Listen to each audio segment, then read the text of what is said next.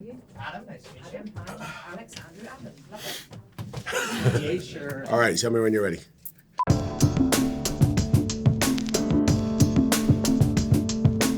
I have some questions for you. I have some questions for you, my darling. I think you should go first. then. Okay, he always makes me go first. This is actually very normal, actually kind of typical. Okay, Idris, Yes. do you remember any performance in a film when you were younger that made you want to be an actor? Yeah, yes. I remember watching. This is everyone says this, but I do remember watching Taxi Driver. I was pretty disturbed by not only the film but the performance, but I was completely moved and inspired by Robert De Niro. At that time, I was probably I was in my teens when I saw it, and I was at school sort of studying drama. I did a drama class every week. And I just remember coming into my drama class completely sort of G'd up and inspired by that performance. Really interesting that you say that, because I was really inspired by Jodie Foster when I was younger. No way. Because of that film, and also because of Bugsy Malone, which Yeah, Bugsy Malone I have was children, great, so it's yeah. very much a part of my life. Actually, weekly, it's on in the house. And you love a musical, don't you? I do like a musical. I do like a musical. But when I saw Jodie's performance in Taxi Driver, I think I saw acting as something different. I saw it as something that is about it's about being a person, not acting and faking something. Right. So I had a sort of an understanding about acting that was different from what I think I had previously thought. I think in my brain I did think, musicals and stage and Broadway and big. That was what I imagined. And suddenly I just saw a person. And that was a big sort of light bulb moment for me. Yeah. And I worked with Jodie about 6 years ago, and I told her all of this. Wow. Yeah, which was, I had like a little sort of moment. red-cheeked moment when I said, you have no idea. It really changed my whole idea of what acting actually meant. Yeah. When I watched you perform when I was younger. So yeah. Wow. Yeah. Very special Taxi moment. Driver. There you go. Okay, so you've told me that. I'll ask you, what types of roles have you not had the chance to play that you would have liked to?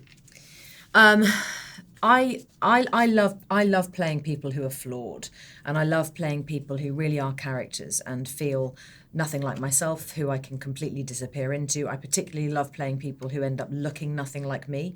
I just get a kick out of it. For me, it's almost more fun to just disappear. I would like to play a man. Yeah?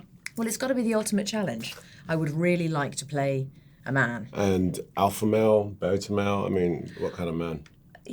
Probably just like I'd like to play like a kind of a slightly overweight, impoverished person who wants more out of life. I don't know. I just think it would be And would you great challenge. Would you be a woman playing a man, or would you be a man? A man. Yeah? Be a man, yeah. What would you do about the voice? I don't know. I'd figure that out when I got there. Yeah. You're pretty good at accents, so I can imagine that you could do some voice thing, right? I'll come up with something eccentric. But that's the great thing about playing characters, is that you really have enormous amounts of freedom with them. You really aren't put in a box and stuck to a certain way of being or walking or thinking. If it's a character, you can change it every day. Yeah. And whatever the director finds the most interesting is the thing that they end up using. So the capacity to just play is massive, and I love that. Yeah. So how about you? I would love to do more comedy. Have you seen The King of Comedy? No. The King of Comedy? No. Okay, Oh my God. don't show me up. No, sorry. It's an amazing film. Robert De Niro and, oh my God, he just died. What's his name? Jerry Lewis. Okay. It's a phenomenal film. But anyway, I would love to play a comedian. Actually play a comedian. Play a comedian, like a yeah. stand-up. Yeah, a one-man stand-up show. comedian, because there's a real. Let me talk about flawed characters. Comedians have such a cynical outlook on life, which is where their humor comes from. So they can say and emote things that most people think are pretty dark, but add humor to them. And I would love to play that. And I also like the idea of disappearing. I get to play characters that sort of sit into my body and shape and type all the time. Okay. And I would like to disappear where people didn't you know, the closest I got to that was I did Star Trek, and I had this prosthetic mask. Yeah. And I really went at it. And actually Mandela as well. When I play Yeah, Mandela, yeah. and I don't mean to be wanky or anything, but when I played Mandela, Yeah, you I disappeared. had to disappear in that thing, and I really enjoyed that process. Yeah. So a bit more of that, I think. It's quite... But, you know, I it's think quite- I'm pretty funny, so I want to put on this voice and, you know. I love you. Okay, next. Okay, so this is a question that was suggested to us, and I almost feel I'm a bit nervous to even ask it. But so, what were your initial impressions of me?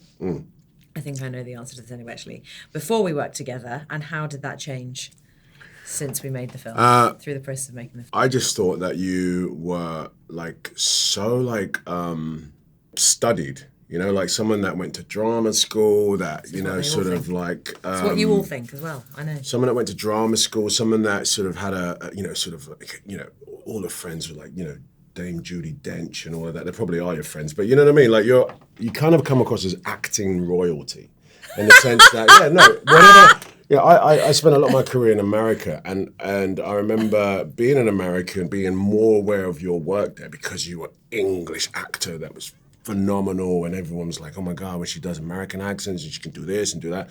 And I remember like Kate Winslet is like acting royalty. And then when I met you, man, I was blown away. You're just, first of all, I found out you didn't go to drama school, okay?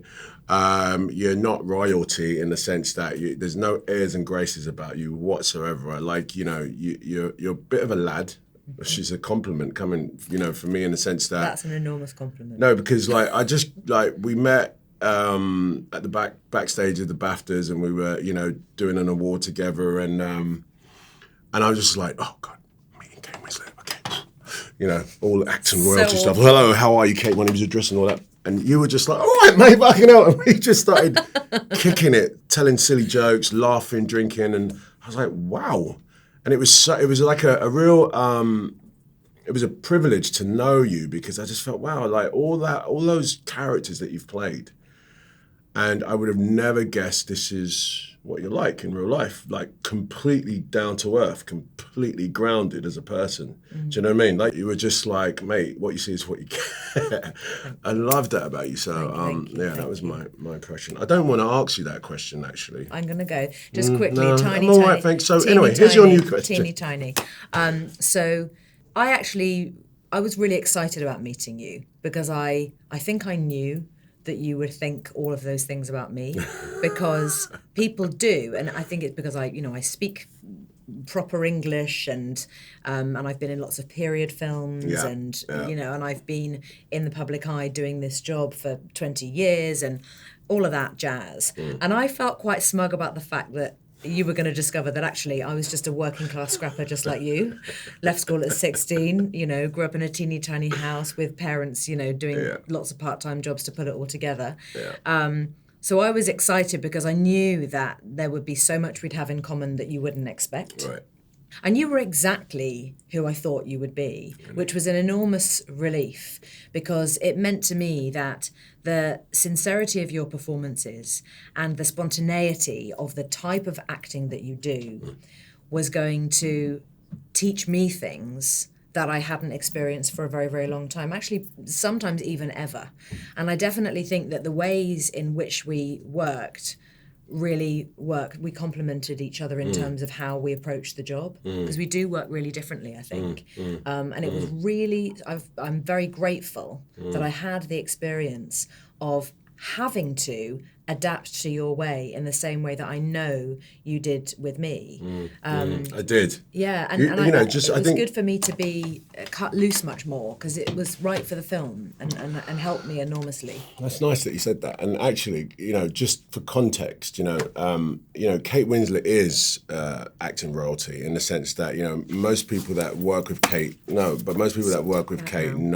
that you have to work hard. And she doesn't suffer shit acting. She just doesn't suffer it. And, there's a conversation to be had. She'll pull you aside and say, listen, mate, can we talk about this? Is there anything I could do to help you? And with Kate, in this film especially, because we had such a human story, and I know you had to some degree, relax, but you had an accent and you've got your process.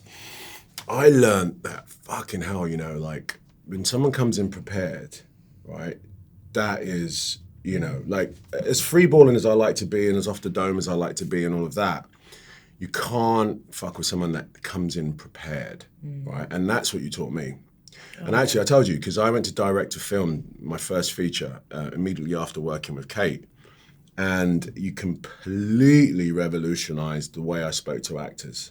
Because, that's good. yeah, absolutely. Because I asked them questions that you would ask me and of Hanny. And I remember thinking, like, what would Kate do? What would Kate do? And I'm not bullshitting, not just for the cameras. It was really definitely, it was really life-changing, not career-changing, but just my process has been adjusted since working with you. Oh, I'm really pleased. Yes, my love. Well, so's mine. That's really great. Gate, really right. Great. Okay, smush. Okay, no smush. Okay, stop. Okay, quick sticks. Let me ask you, do you prefer acting for TV or films? And is it how different is it, or isn't it at all? I don't think there is much difference Yeah. for me. I tend to, the process is the same, and my deliverance seems to be the same. Of course, though, with acting for film, you've got such more time. Yeah. Yeah. For television, the setups are much quicker, and you adapt very quickly, and you go at it. But with film, the time is really interesting. I actually get a little bored sometimes on films. I feel like we've got it, and then we do it again, and then I enjoy it when we do it again. But I feel, because I've got such a TV background, Yeah. I'm like, oh, we've got it, and that's great once Move you've got on. it. But then with film, you can go, well, we've got that. Let's Yeah. have some other Let's versions, try something and I like different. that. I think that's yeah. You don't do too much TV, do you? I did a five-part TV miniseries for HBO called Mildred Pierce in 2010, and actually I felt it was no different to working on a film at all. And in many ways, I felt that it was almost the luxury of shooting film, but times two, because we made 5 hours of television. We got to tell the whole entire story. It's based on a novel that was quite famously adapted years ago, and Joan Crawford played the part that I played. And that adaptation was quite different, and we didn't leave anything out, add anything, or change anything. So it was amazing to just actually tell the true story from start to finish, and to have 18 weeks of shooting. And I loved that.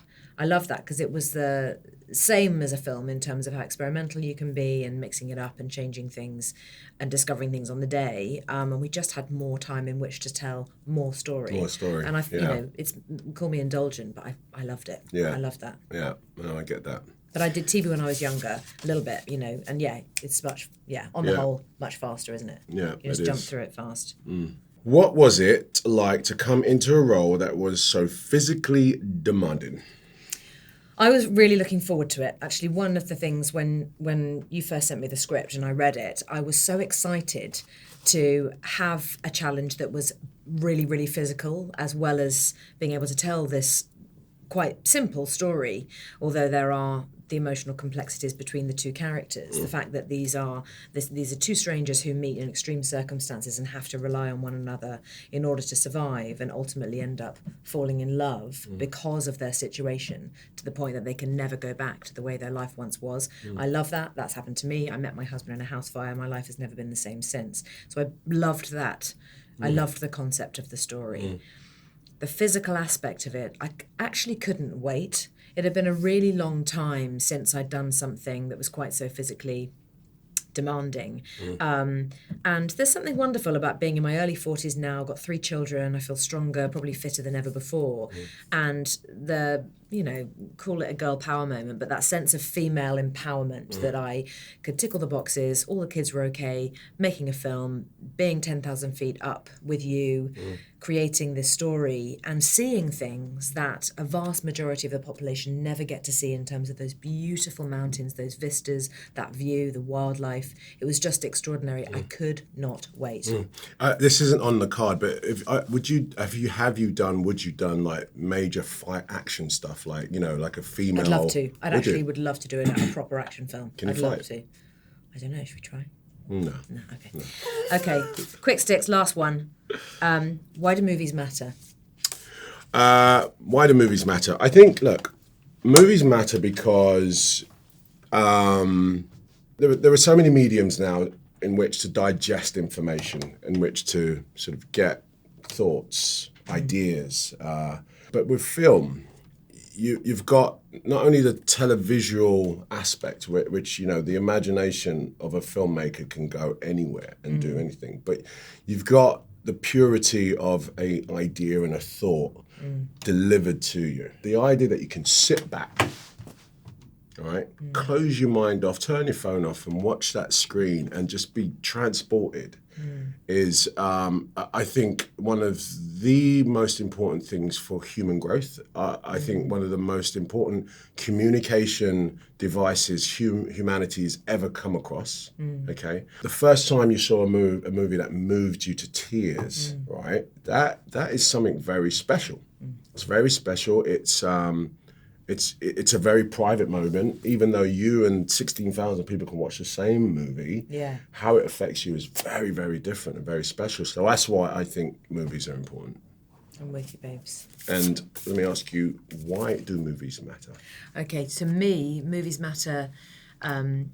Movies matter because without stories, we would die. I mean, without the capacity to tell a story and without the ability to listen and be transported somewhere else, I think we would just curl up and die. And I think that creativity is it's an access point to compassion, to true emotion, to fear, sadness, loneliness, grief, happiness, joy, elation, love, and sometimes just being able to go into a movie theatre or sit down in your front room, switch off, and be told a story that can make you feel something, even if it's one thing that you have never felt before and may never feel again after watching that film. Just to have that moment of experiencing new emotion, I just think it's an important part of life and who we are.